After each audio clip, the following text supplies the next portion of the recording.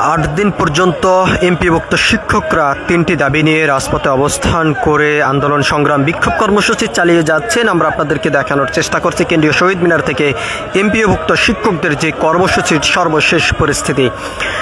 আজ দুপুর 3:30টার সময় একটি বিক্ষোভে মিছিল নিয়ে শিক্ষা ভবনের সামনে গেলে আইন শৃঙ্খলা রক্ষাকারী বাহিনীর সদস্যরা ব্যারিকেড দিয়ে সেটি আটকে দেন। তারপরে শিক্ষকরা সড়কে অবস্থান করে তাদের যে 3টি ন্যায্য দাবি সেটি নিয়ে তারা বিক্ষোভ কর্মসূচি চালিয়ে যান। এরপর থেকে সেখান থেকে আবারও শিক্ষকরা কেন্দ্রীয় শহীদ মিনারে এসে অবস্থান করেন। কিছুক্ষণ আগে এখান থেকে একটি সাংবাদিক সম্মেলনের মাধ্যমে যেমনটি তারা জানিয়েছেন যা তাদের যে কর্মসূচি সেটি চলমান থাকবে, তবে সারা বাংলাদেশের এমপিভুক্ত সকল শিক্ষা প্রতিষ্ঠানের সকল কার্যক্রম বন্ধ থাকবে। যত সময় পর্যন্ত তাদের এই দাবি সরকার মেনে না নেবেন তত সময় পর্যন্ত তাদের আন্দোলন সংগ্রাম বিক্ষোভ কর্মসূচি থাকবে। আগামী দিন কালকেই সারা বাংলাদেশ থেকে আরও বিভিন্ন শিক্ষকরা এখানে এসেই এই কর্মসূচিতে যোগদান করবেন এবং বড় একটি সমাবেশ হবে এমনটি কর্মসূচিতে তারা জানিয়েছেন। তারপরে তারা আমরণ অনশনে যাবেন। আমরা আপনাদেরকে একটু দেখানোর চেষ্টা করছি কেন্দ্রীয় শহীদ মিনার থেকে সরাসরি যুক্ত হয়ে।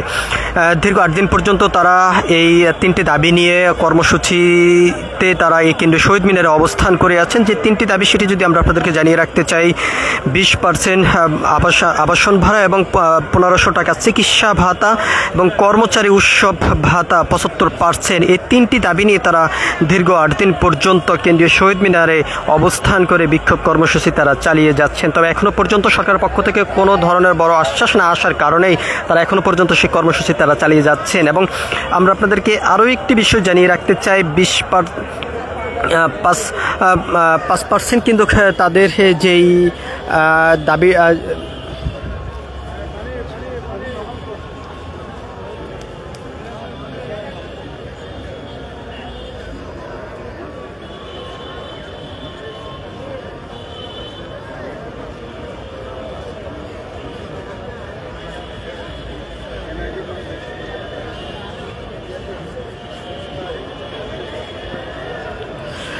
শিক্ষকদের জন্য যে 5% জারি করা হয়েছে সেটি প্রত্যাখ্যান করে তারা একটি বিক্ষোভ কর্মসূচি দিয়েছেন আবারও নতুন করে। তবে সেই 5% প্রত্যাখ্যান করে আজ দুপুর 3:30টার সময় কেন্দ্রীয় শহীদ মিনার থেকে সচিবালয় অভিমুখী হয়ে তারা একটি বিক্ষোভ মিছিল নিয়ে রওনা করেন। শিক্ষা ভবনের সামনে গেলে আইন শৃঙ্খলা রক্ষাকারী বাহিনীর সদস্যরা সেখানে তাদেরকে আটকিয়ে দেন। তারপরে তারা সড়কে অবস্থান করে একটি বিক্ষোভ কর্মসূচি তারা করেছেন। সেখান থেকে আবারও পরবর্তীতে কেন্দ্রীয় শহীদ মিনারে এসে অবস্থান করেছেন এবং এখান থেকে শিক্ষকরা কিছুক্ষণ আগে একটি সাংবাদিক সম্মেলনের মাধ্যমে যেমনটি জানিয়েছেন, যত সময় পর্যন্ত সরকার তাদের এই 3 দফা দাবি মেনে না নেবেন তত সময় পর্যন্ত তাদের এই আন্দোলন সংগ্রাম বিক্ষোভ কর্মসূচি চলমান থাকবে এবং সারা বাংলাদেশ এমপিভুক্ত সকল শিক্ষা প্রতিষ্ঠানের কার্যক্রম বন্ধ থাকবে এমনটি এখান থেকে আজকে ঘোষণা দেওয়া হয়েছে। এবং তার পাশাপাশি আমরা আপনাদেরকে আরেকটি বিষয়টি জানিয়ে রাখতে চাই, ঢাকা বিশ্ববিদ্যালয়ের ডাকসুর বিপি এখানে এসেই শিক্ষকদের দাবির সাথে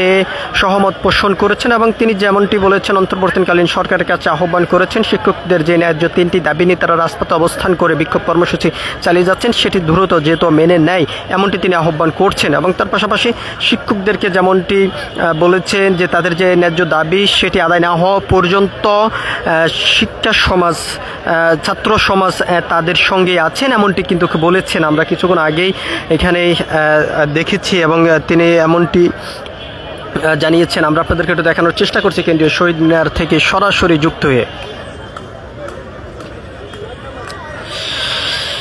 সারা বাংলাদেশ থেকে আগামী দিন কালকেই শিক্ষকরা কেন্দ্রীয় শহীদ মিনারে এসে অবস্থান করবেন। নতুন কর্মসূচিতে যোগদান দিয়ে তাদের যেই ন্যায্য 3টি দাবি নিয়ে রাজপথে অবস্থান করেছেন সেটি আদায়ের লক্ষ্যে একটি সমাবেশের ডাক দেওয়া হয়েছে। তবে সেই সমাবেশ শেষেই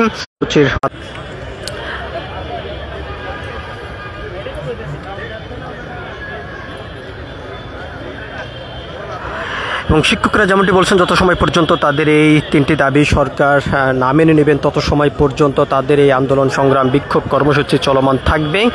এবং তারা আরও যেমনটি বলেছেন যে 5% যে জারি করা হয়েছে সেটি প্রত্যাখ্যান তারা করেছেন এবং তাদের ন্যায্য দাবি না আদায় হওয়া পর্যন্ত তাদের এই কর্মসূচি চলমান থাকবে। তো সব কিছু মিলিয়ে এই ছিল এখনকার মতন কেন্দ্রীয় শহীদ মিনার থেকে শিক্ষকদের যে কর্মসূচি, সেই কর্মসূচি থেকে এই ছিল এখনকার মতন আমার কাছে সর্বশেষ।